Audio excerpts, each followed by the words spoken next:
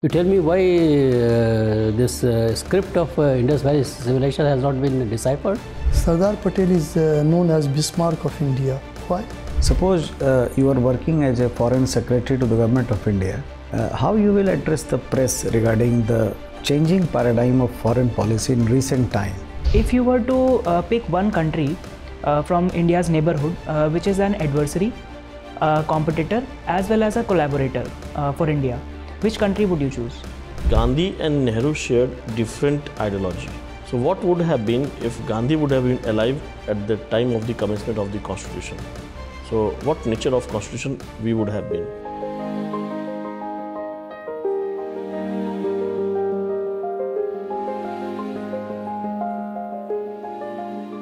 May I come in, sir? Yes, come in. Good morning, sir. Good morning.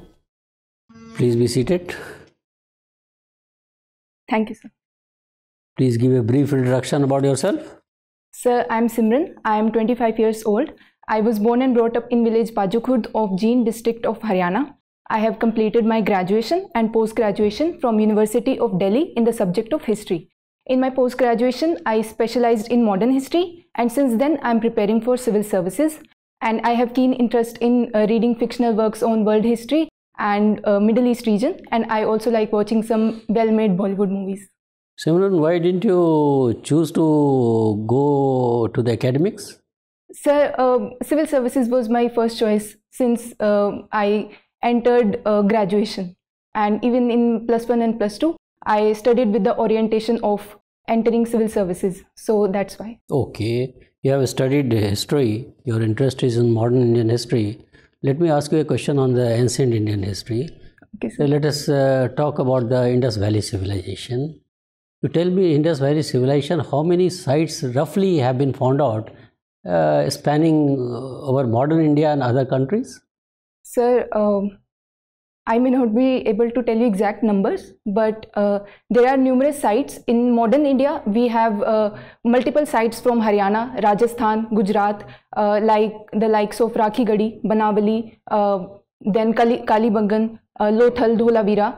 So, apart from India, in which countries you find Indus Valley sites? Sir, primarily in Pakistan, and a few sites like Shor Tugai in Afghanistan as well. Good, good. You tell me why this script of Indus Valley civilization has not been deciphered? Sir, the primary reason is that while deciphering any script, you have to either know the language of the script or the symbols in which the script is written. But for Indus Valley civilization, we have no knowledge of either the language or the script, and there are no alternatives as well to compare them. So for example, for Kharoshti and Brahmi script, there were alternatives in Greek, so that is why they were able to be deciphered, but no such thing is there in Indus Valley civilization. There's a lot of hypotheses going around with regard to the script. There is a Dravidian hypothesis also. What is that Dravidian hypothesis? Sir, this states that the Indus Valley script may have some connections with the Dravidian region because of the types of symbols that are used in Indus Valley script may have some similarity with the Dravidian script. And many historians have supported it, and that is why research is now going on in this direction. If it is proved, hypothetical question, if it is proved that there is an analogy between the two, then how this entire Indus Valley civilization will be reinterpreted? Sir, this will re-emphasize the idea that the Indus Valley civilization has indigenous origins. So, for example, some historians state that the idea of civilization was not Indian in origin, it came from Mesopotamia or Egypt.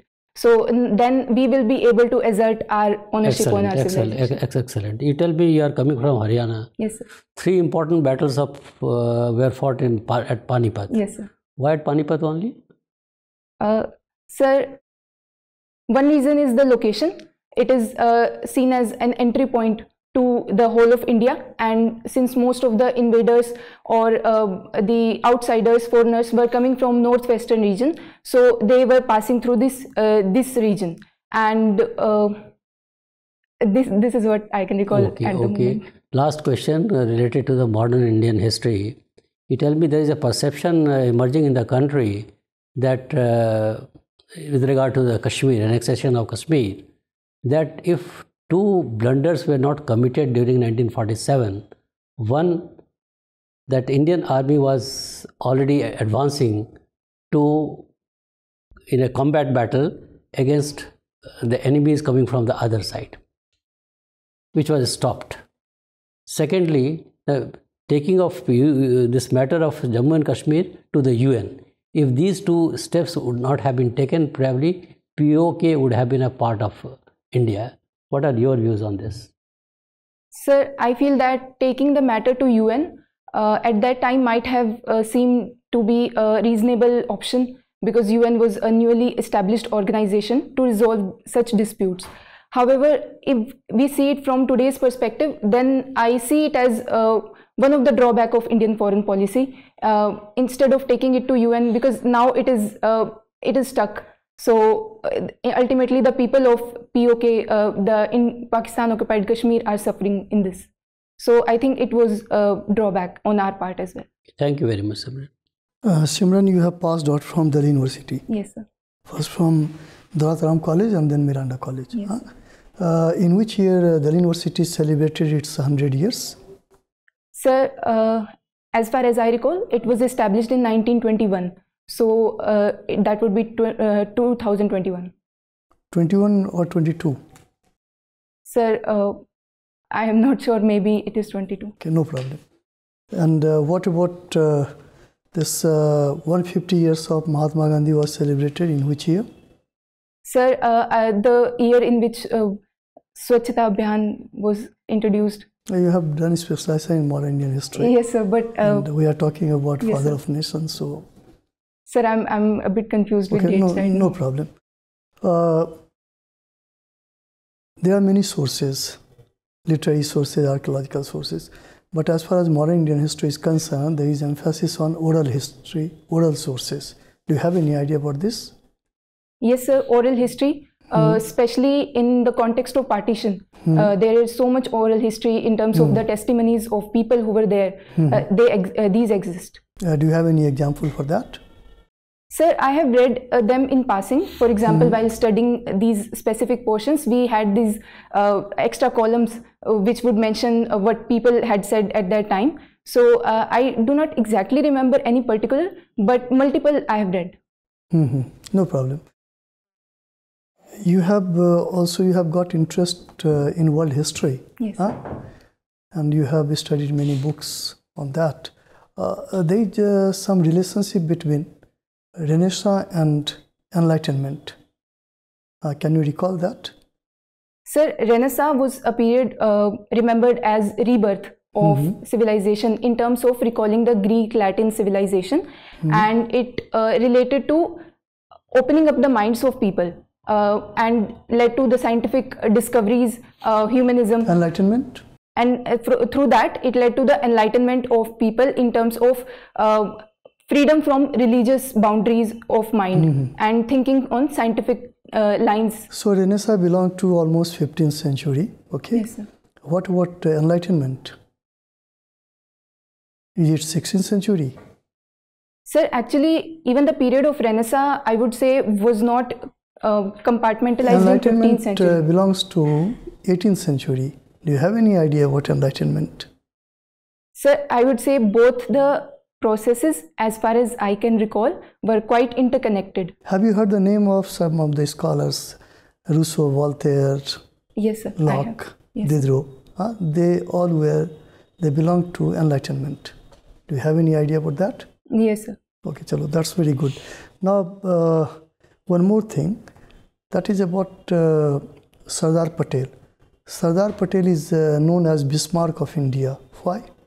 Sir, the name Bismarck came from Otto von Bismarck, who was the general of Germany responsible for unifying Germany.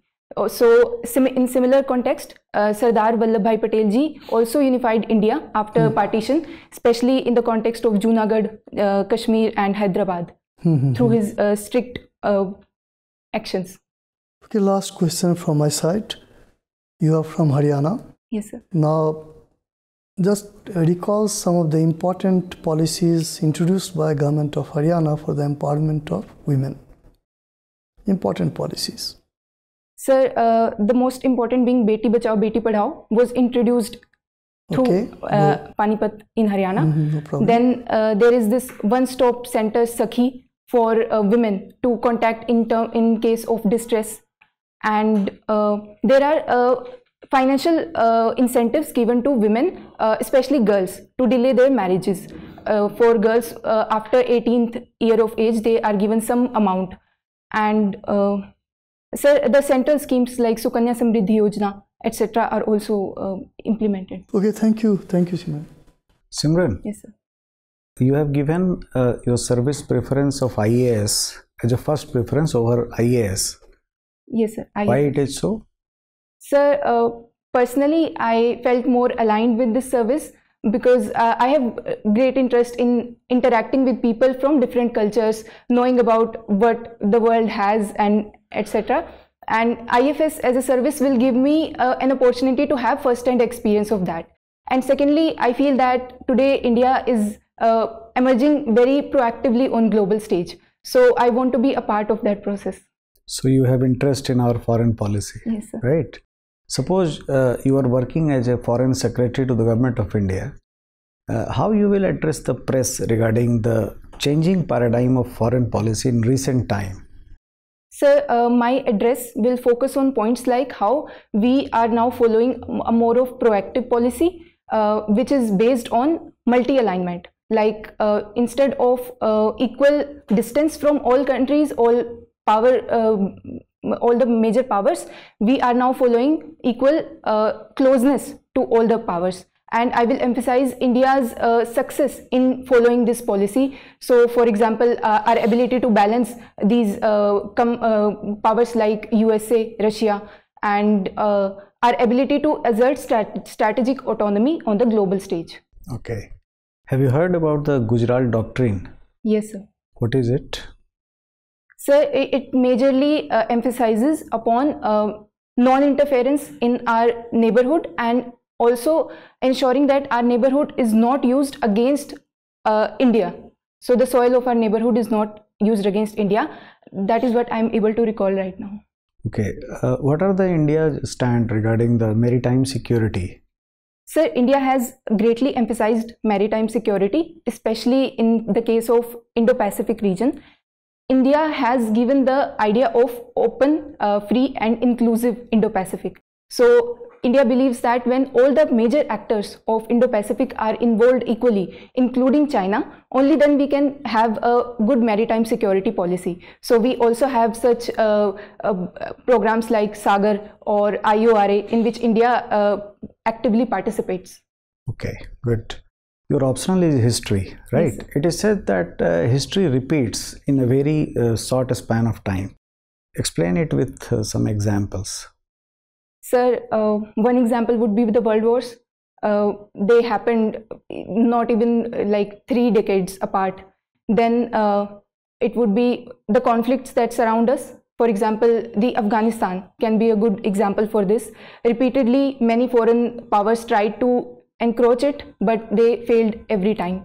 And Israel-Palestine conflict can also be a good example for this, where history is again and again repeating itself. Okay, Simran, suppose you have opportunity to change history in medieval India. So, what kind of things you would like to change in medieval India? Sir, can I think for a moment? Yeah. Sir, I think the religious persecutions that happened during medieval India, I would like to change because of the fact that as a student of history, we study them as a part of the political policy of the then power. However, these can today be reinterpreted in a wrong direction, leading up to the problem of communalism in today's world. So I would like to change that.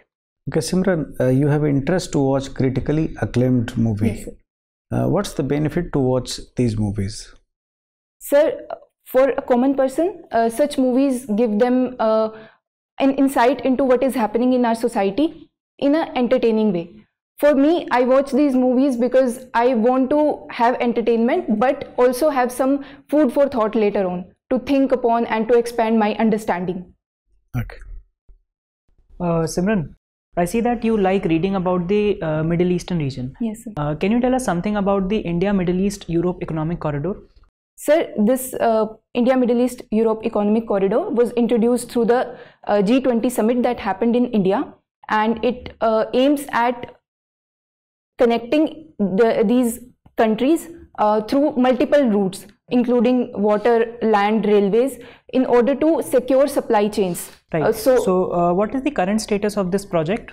Sir, given the status of conflicts that are happening in the region, I think that the project is yet to be implemented.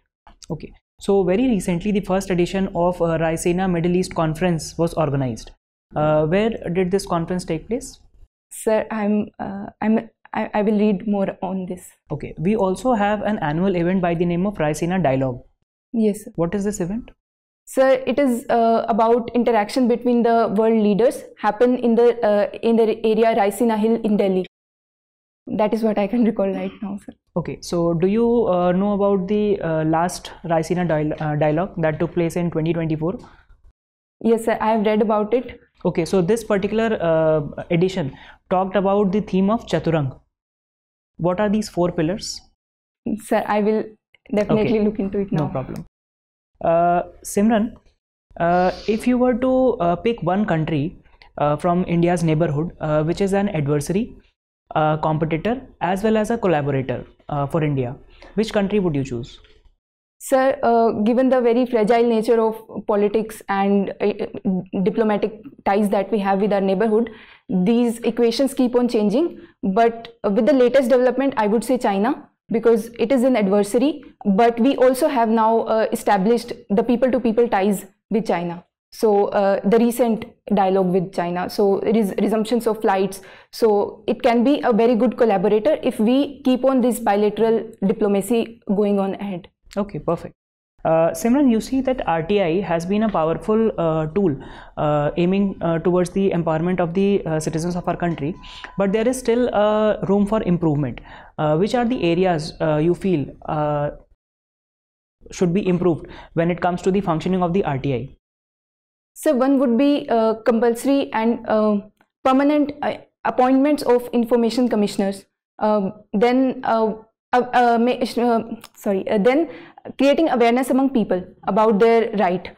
Then one suggestion that second ARC report suggested, it was that for every scheme that government comes up with, 1% of its allocation of funds should be given to RTI, so that this whole infrastructure related to RTI can be enhanced. So that can be done. Okay, so under the current RTI regime, are there any exceptions to this policy? Yes, sir. Section 8 provides several exemptions related to security of state and likewise in terms of national security. Okay.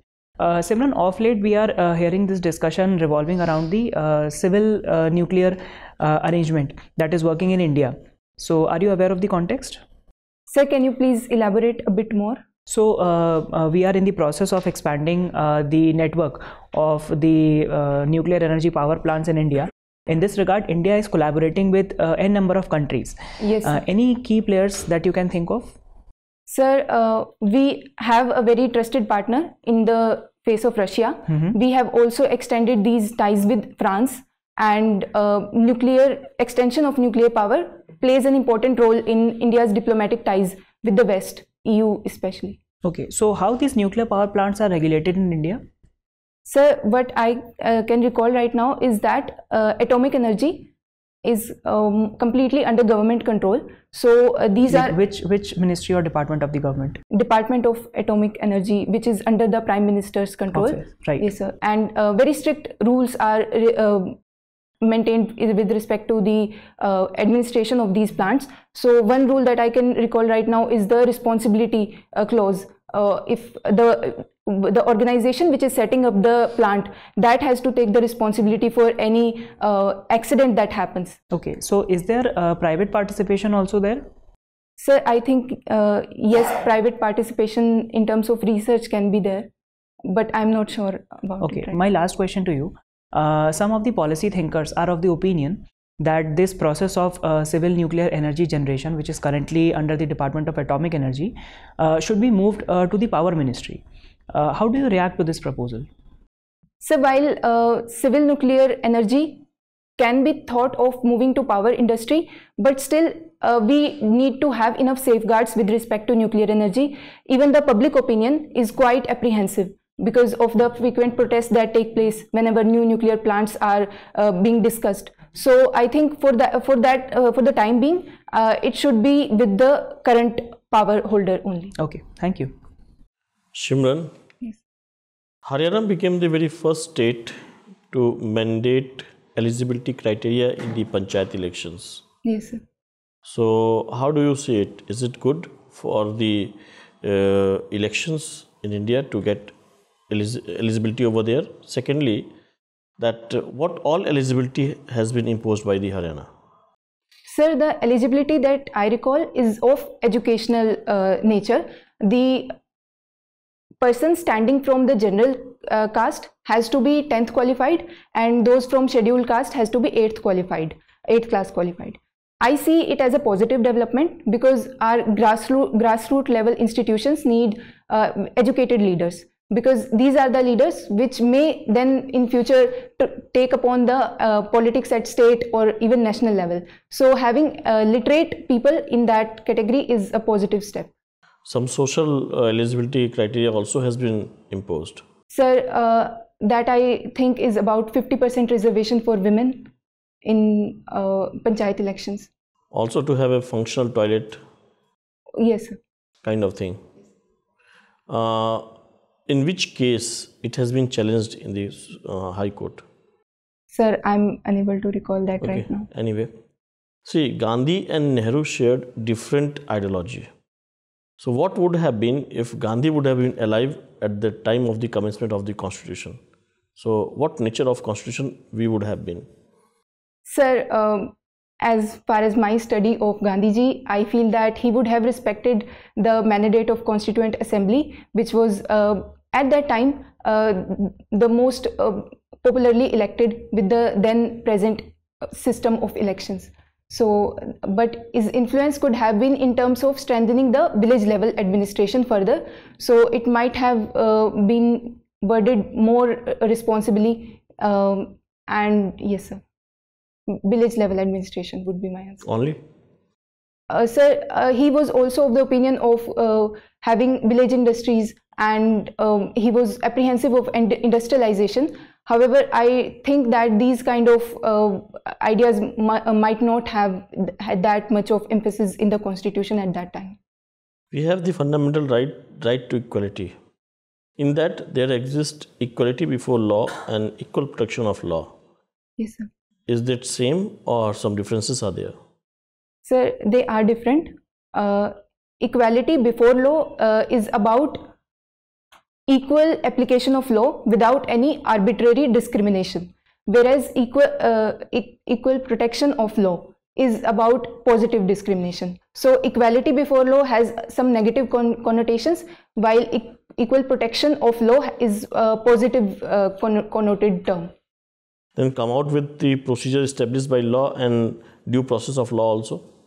Yes, sir. Procedure established by law is about establishing executive accountability, whereas due process of law checks both executive and legislative accountability as far as the laws that are made in Parliament. We come across two very popular terms. One is the Middle East, and that is West Asia. Yes, sir. These are synonymous, or there is any difference between the two terms? Sir, both terms refer to same region. The difference is with the perspective of looking at the region. So Middle East is more of a Western perspective, and West Asia is from Indian perspective or the Asian perspective of looking at this Wonderful. region. Last question. Have you watched Lapata Ladies? Yes, sir, I have. Critically review this movie. Sir, Lapata Ladies is a movie about two girls who interchange their places at the day of their wedding, and the saga of identity crisis goes on, whereby they throughout the movie experience how to become empowered and how to identify what they want in their life. The movie gives very powerful message in a very entertaining way. My only critique with the movie would be that the girl who was the actress Pratibha Ratna, she was shown as she's naturally a fair girl, but she's artificially tanned in the movie. So we need not to have such practices when we have a fair share of tanned beautiful actresses in Bollywood. What Manju Bai represented in the movie? Yes, sir. Manju Bai also represented very empowered women. Her role was very encouraging, but I would say for some people it might be too encouraging as well. Okay, thank you very much, Simran. Your interview is over. Thank you, go sir. now. Thank you, sir.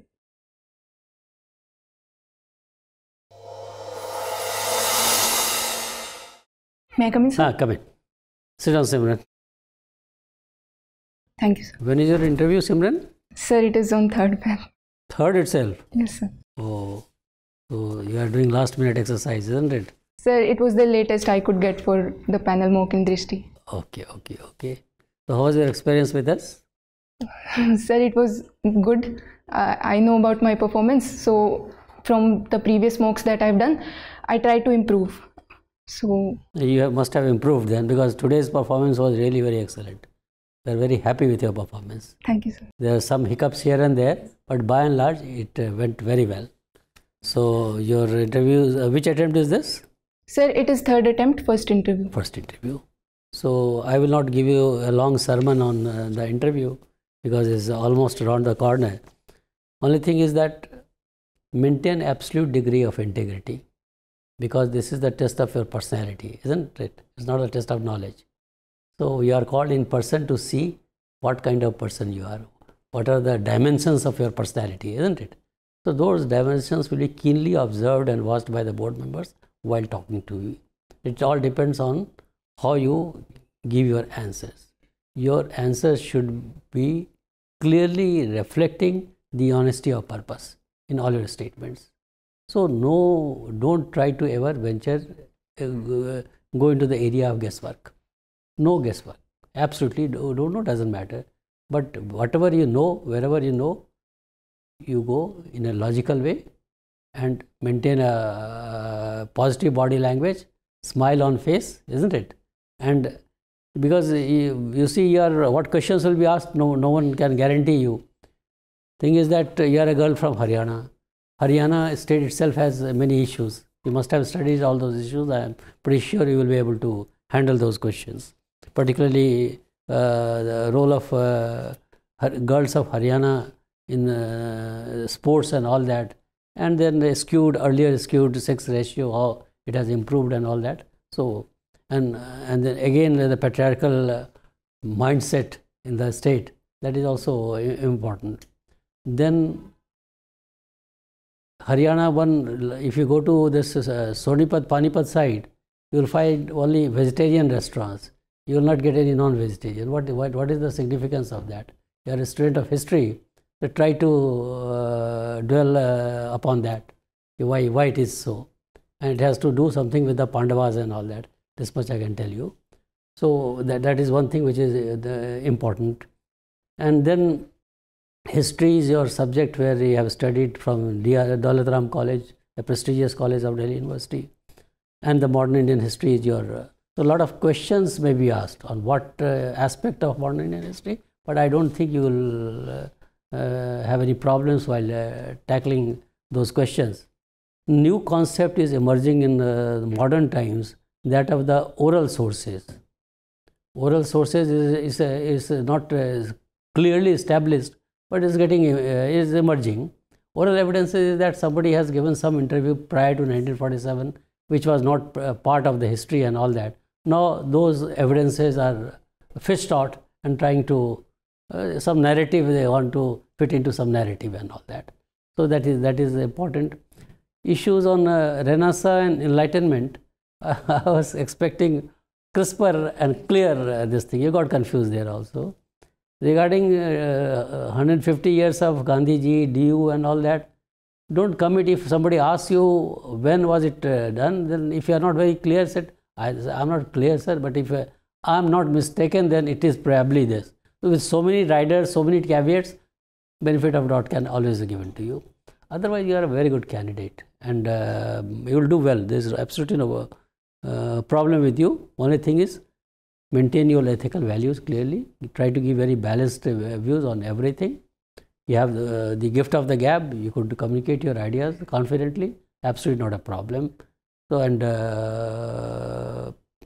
I don't see any problem in the interview part of it. It all depends how you have done in the mains examination. But interview will not disappoint you. This much I can tell you. If you have any questions to ask, feel free to ask us. Sir, as of now, none. But should I look more on budget? Because I think budget, I will be... Yes, I forgot to tell you because this is on 3rd itself. Today is budget, it has already placed. So, budget, I have not gone through today's budget. Yes, but sir. Budget is very important. Outcomes of the budget. And that is very important. So, go through it. Budgets, I don't think the whole process of budgeting should be discussed because it is too late for the board also to discuss how budget is prepared, what stages go through, what are documents which are submitted and all that. When it is finally passed, then why it takes 2 months, 2.5 months time. And when it finally comes out, it comes out in the form of what? Budget is a omnibus term. So what are the documents under the budget and all that? So that may be there, but more than that, emphasis will be on expenditure part of it, where the government of India has decided to allocate how much of the percentage. So that you go through it, and then women areas, women welfare, those areas I think you know. Budget you have a bird's eye view, all aspects of budget, that's important. So that likely may come up for discussion and all that. Okay. Okay, sir. All the best. Thank you, sir. Thank you.